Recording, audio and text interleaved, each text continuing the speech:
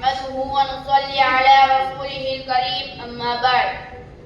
قال النبي صلى الله عليه وسلم: خيركم من تعلم القرآن وعلمه، أو كما قال عليه الصلاة والسلام. ہمیں دنیا سے کیا مطلب، مدرسہ ہے وطن اپنا. ہمیں دنیا سے کیا مطلب، مدرسہ ہے وطن اپنا. مریں گے ہم کتابوں پر، ورق ہوگا کفن اپنا. محترم سامعین کرام، آج کی مجلس میں آپ حضرات کے روبرو مدرسے کی مختصر حقیقت بیان کرنا چاہتا ہوں. امید ہے مغور سماعت فرمائیں گے.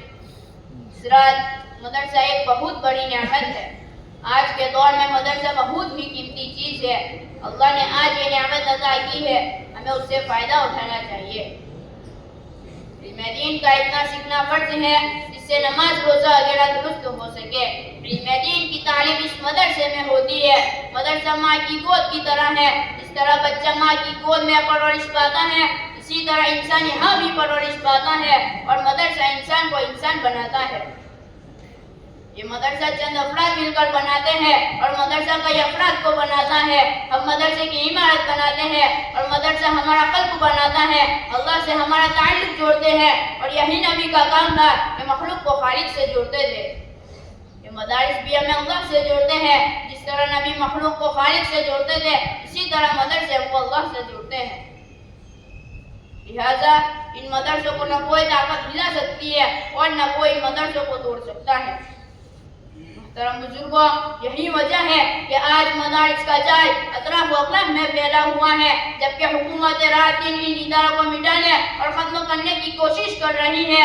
لیکن ان اداروں کا نظام ایسی ذات عالی کے قبضے میں ہے جن کو نہ کوئی بگاڑ سکا ہے اور نہ بگاڑ سکے گا انشاءاللہ تعالی.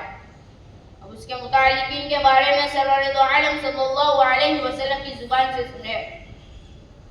حضرت انس رضی اللہ تعالیٰ عنہ حضور صلی اللہ علیہ وسلم کا ارشاد نقل کرتے ہیں کہ اگر دنیا میں ان لوگوں کو دیکھنا چاہتے ہو جن کو اللہ نے جہنم کی آگ سے آزاد کر دیا ہے تو طلبہ علم دین کو دیکھو. خدا جو طالب علم صرف علم حاصل کرنے کی نیت سے کسی عالم کے دروازے پر جاتا ہے، اس کو ہر قدم پر ایک سال کی عبادت کا ثواب ملتا ہے. جنت میں اس کے لیے ایک شہر بنا دیا جاتا ہے، جہاں جہاں بھی اس کے قدم پڑتے ہیں وہ زمین اس کے لیے استغفار کرتی ہے. صبح و شام فرشتے اس کی مغفرت کا اعلان اس طرح کرتے ہیں: ہؤلاء یتقون من النار، یہ ہے جن کو اللہ نے جہنم سے آزاد کر دیا ہے. حضرات، اس سے مراد وہی لوگ ہیں جو علم دین حاصل کرتے ہیں، مدرسے میں رہتے ہیں. ظاہر سی بات ہے، جب طلبہ کرام کا اتنا بلند مقام ہے تو ان لوگوں کی کیا شان ہوگی جو طلبہ پر خرچ کرتے ہیں، مدرسے میں امداد دیتے ہیں. ان کے روپیوں اور پیسوں سے جو عمارتیں بنائی جاتی ہے تو آخرت میں اللہ تعالیٰ ان کو کتنا بڑا اجر دے گا.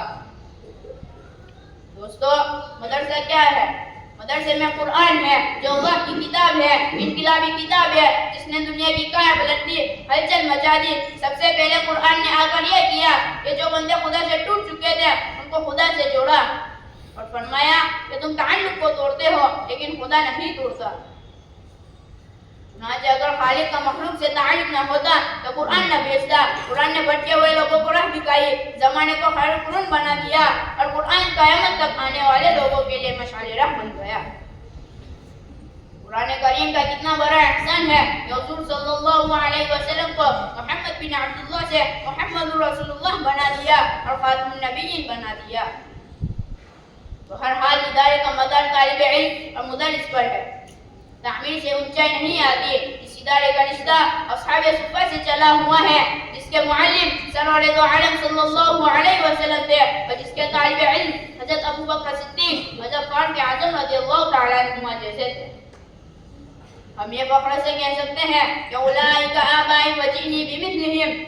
کیا کوئی یونیورسٹی سے فارغ ہونے والا اس طرح کا فخر کر سکتا ہے؟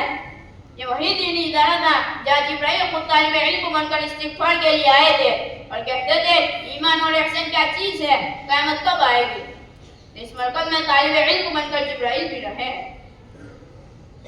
دوستو، مدرسے کی قدر کرو.